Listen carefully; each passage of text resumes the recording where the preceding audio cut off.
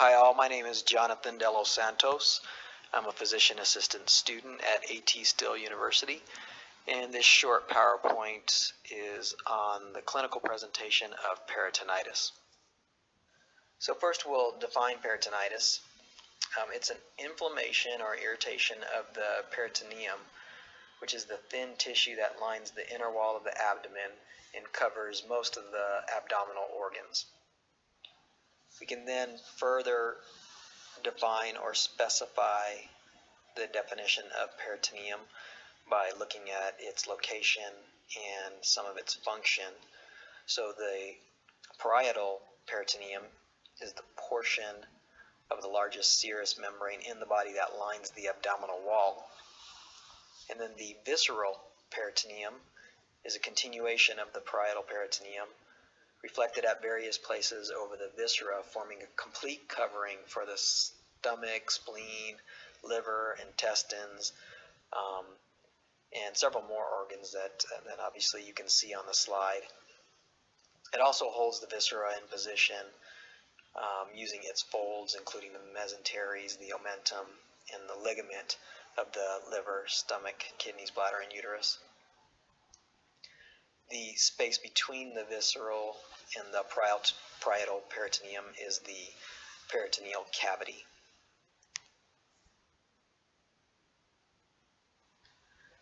So when we talk about peritonitis, it's, as we defined it earlier, an inflammation or irritation of the peritoneum, whether or not it is parietal or visceral. And then peritonitis itself can be broken down into two different types of peritonitis, the first being spontaneous peritonitis. And spontaneous peritonitis is usually caused by an infection of ascites or a collection of fluid in the peritoneal cavity. And this occurs usually from a severe liver or kidney disease. It can also occur in patients who are on peritoneal dialysis for kidney failure, and then may also occur due to inflammation, infection, or injury of the intestines, specifically appendicitis or diverticulitis can cause peritonitis.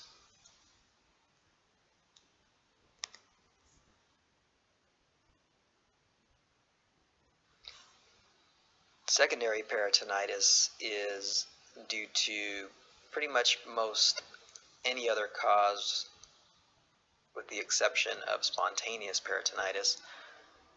But most commonly it's the spread of infection from the digestive tract, and perforation is the most common cause, with the GI tract being the most common source of bacteria.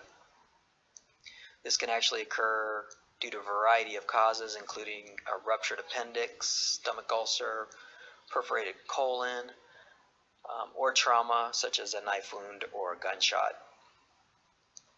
Then those patients that are on peritoneal dialysis using catheters or feeding tubes, that can generate foreign contaminants to enter the peritoneal cavity, which may cause the inflammation.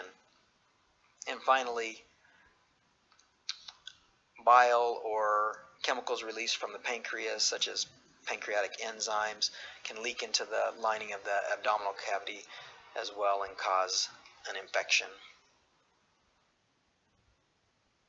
Risk factors for peritonitis include a history of peritonitis. So once a patient has had the condition, the risk of reoccurrence is higher than in a patient that has never had the disorder in the past.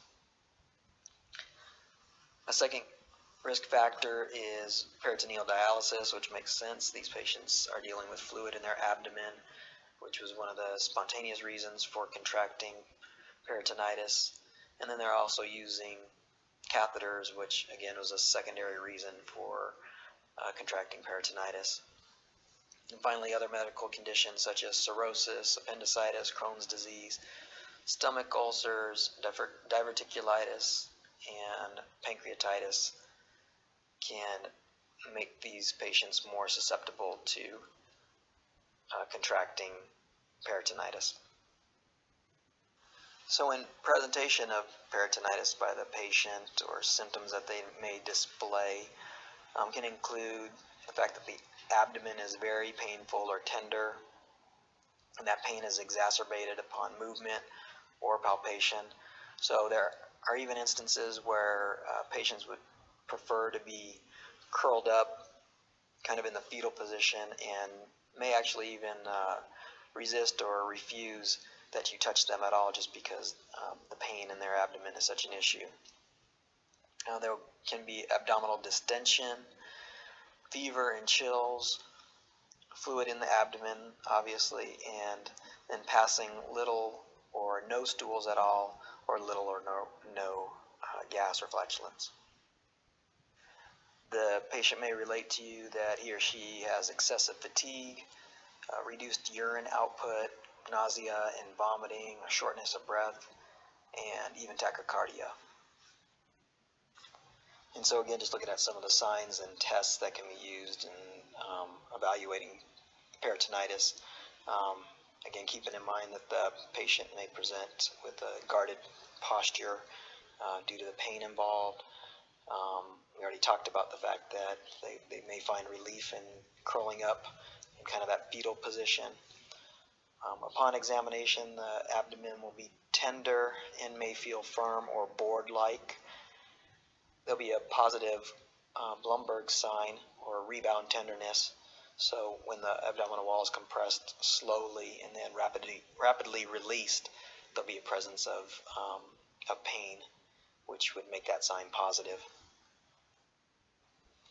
And in further evaluating the patient for peritonitis, an analysis of the peritoneal fluid can be completed by using a thin needle to extract a sample of the fluid and then evaluating it for its bacterial content.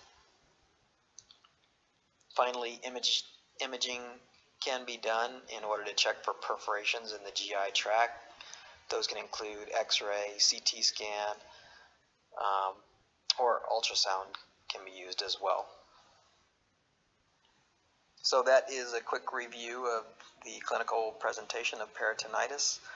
Hope that helped a little bit in your studies, and good luck.